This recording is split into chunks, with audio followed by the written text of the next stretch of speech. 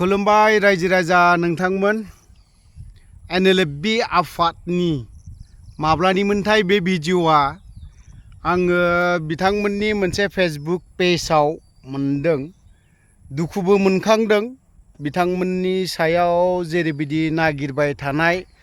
बा नागिरग्लुंबाय थानाय होननाय जिखिनि बाथ्रा बुंनाय ना बेफोरखौ खोनानानै दुखु मोनदों बा दुखुनांथावना बाथ्रा खोनासंनानै लानि जोबथारनायाव फंनैसो बाथ्रा बुंहैबावगोन आं लाङोबा सोयोबा जेराव सोजोब जा आपत्ति गैया जोंनि मानसिखौ बे हर सान डिस्टार्ब खालामगासिनो दं बिसोरो बेखौ जों सहायनो हाया दाया जोंनि नङालै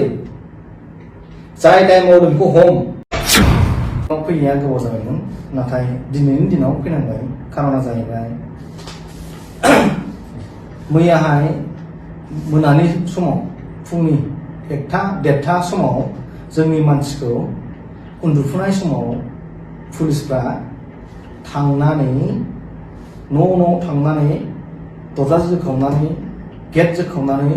जोंनि मानसिफोर उन्दुबाय थानाय समाव लायदों।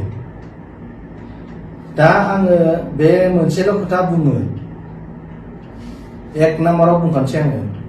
जों एनएलएफबिआ सान्थि थानो लुबैदों जोङो सोरबा इउपिपिएफ सोरबा बिपिएफ जों रावखौबो साफ खालामाखै जोङो थादों निउट्रेलाव मानो होनबा जोंनि थांखिया सहैयाखै बिनिखायनो मैयानि जाथायखौ लानानै जोंनि मानसिफोरदि लायदों केदासफोरखौ न'आवनो थाना होसोहैदों सैमा अमाफोर बायदि खारना मा आं बुजियाखै आं बेहाय निन्दा खालामो बा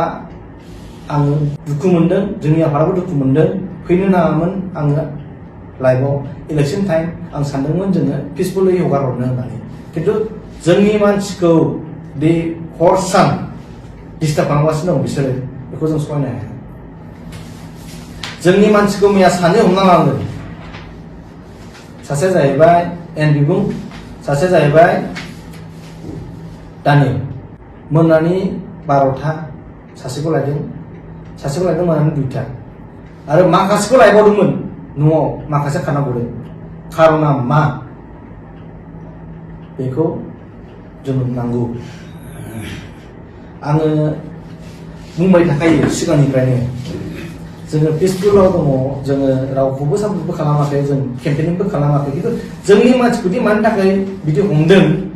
दा जोङो नायबिजिरनानै नुबाय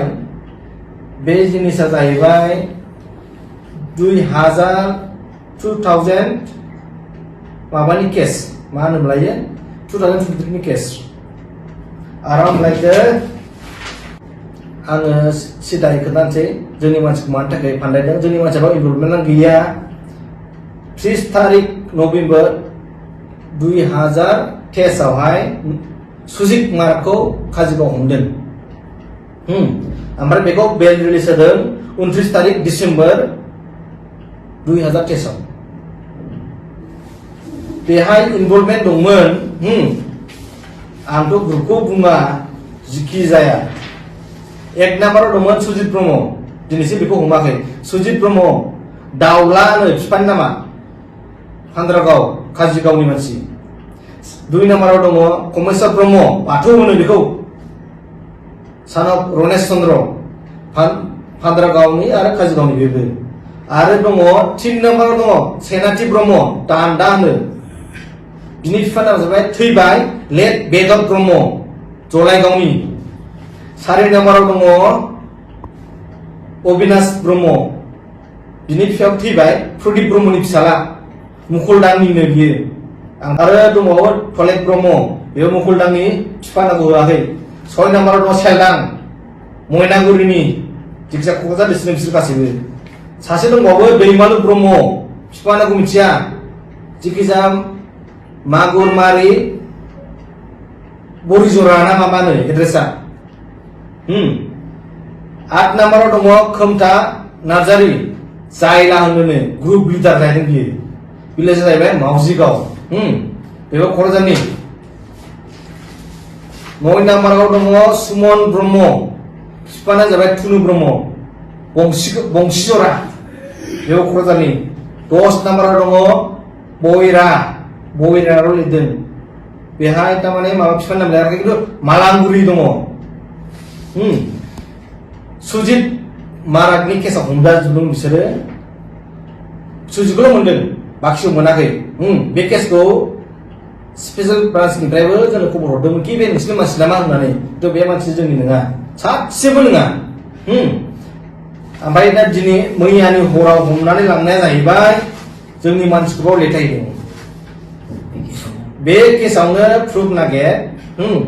जोंनि मौसेर बिबुं होननाय आरो दानियल होननाय बिजय सिंह होननाय आरो दानियल होननाय मानसिखौ सानैखौ बे केसआव फाननायदों खिन्थु बिनि सिगांनो जोंखौ फन खालामखादोंमोन कि बे मानसिया जों हमबाय नोंसोर इनभल्भमेन्ट दंना गैया होननानै बेखौ लाथुक दासआव मिथिदों स्पेशल ब्रान्चनिया मानो होनबा दा जि लांजानाय बिजय सिंहआनो बेजों रायलायदोंमोन आं बेखौ हेन्डेल खालामाखैमोन दिनैहाय इलेक्सननि सिगां बिसोरखौ लांनानै बे फान्दायनाया गाज्रि जादों दानि हराव जोंनि मानसिया बुलाया सोलाया होननानैहाय स्रि थानाय मानसि जों रावखौबो इउपिपिएल सोरखौबा बिपिएफ होननानै जों रावखौबो दुसियाखै रावखौबो जोङो सापर्टबो होआखै जों सिरि थादों बिनि खेथ्रआवबो जुदि जोंखौ जुदि सान्थि जुदि थानो होआबा जों मा खालामनांगौ दाया जोंनि नङालै जाय दाय मावदों बेखौ हम जोंखौ केम्पनिफ्राय होखारहरबाय थिगानो जोङो दा बहा दं बहा गैया हिसाब लानांगौ दरखारबो गैया रायजो राजाफ्रा जोंखौहाय अननानै दासिमबो दोनदों सोरबा पुलिस सोरबा पलिटिशियानफ्रा जोंखौ नागिरबा मोना दुखु मोनोलै मैया हरसे उन्दुनो हायाखै रावबो न' थाना थादोंमोन बिसि फिसाजों उन्दुदोंमोन सोरनाबा फिसाया उन्दै दासो 6 मास जादों हमना ला मा मोनखो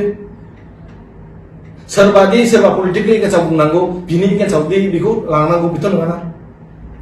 जेखि जाया आं डाइरेक्ट बुङो आं खावलायबावो खनसे आं रागा जोंदोंलै लाङोबा सोयोबा जेलाव सोजोब जा आपत्ति गैया जेब्लासिम जों थांखियाव सहैया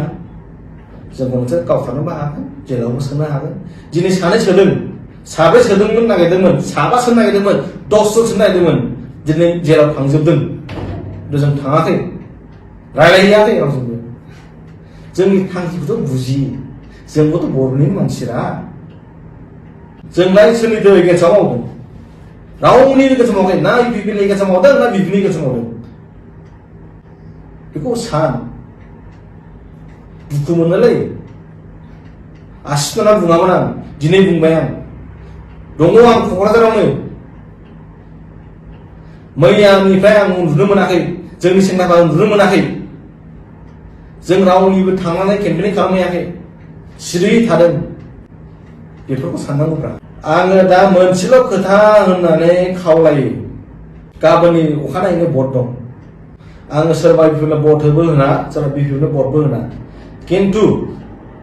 रायजो राजा आदै मादै आयं आमाय बाबा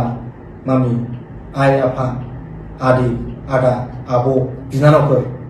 साननानै भटखौ थुनि सिगां सान जोंखौ केम्पनिफ्राय होखारबाय दासिमावथ' सान्थि थानो हो आं बेखौ बुङाखि बेसोरखौ होखार बेखौ हमै ना दा आङो सिगां बुंना दोनखायो जोंनि मानसिखौ फासायनो नागिरदों बे इनफरमेसना जोंनाव सिगाङावनो फैखानायखा जों नाजादों सिगां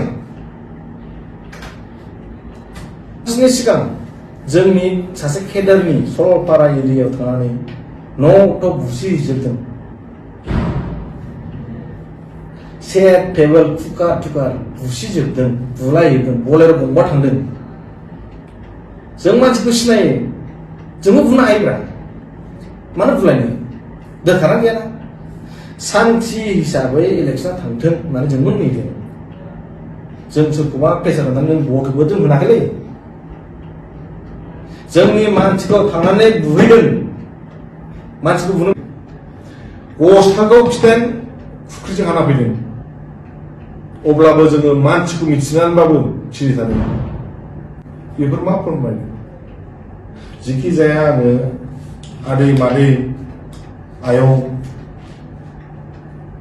बिमा बिफा गासैखौबो खावलायो भट थुयैनि सिगां मोनसेल' सान बुहुत मानसिफोर दंबावो दा जोबथेसालियाव बेखौ सान बर'आ हारिया बबे लामाजों थांगासिनो दं बेखौ सान थुयैनि सिगां बार बार सान बिनिफ्राय थुना हो आङो बुङाखि सोरबा इउपिपिएल सोरबा बिपिखौ भट होनांगौ आं मालाबाबो बुङा नोंसोरनो गोरोंखा नोंसोरनो सानखानायखा बर' हारिया दा बबे लामायाव दङ बोरै दङ जौगानाय नुदोंबा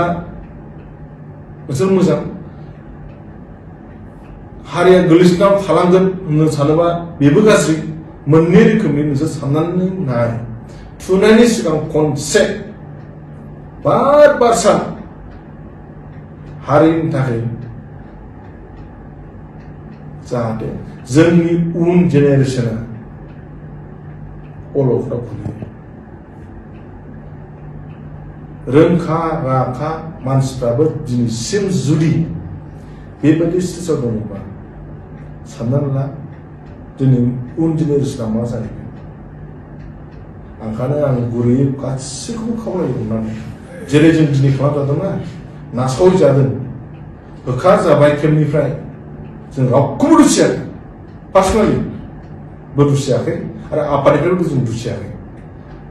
सोरबा बिपिखौ जों होखारनो होदों नोंसोरनो बुङाखै सोरबा इउपिएलखौ जों होखारनो होदों बेखौबो बुङाखै सोरबा बिजेपि होखारनो होदों जों बेखौ बुङाखै खिन्थु रायजो राजाफ्रा साननानै नाय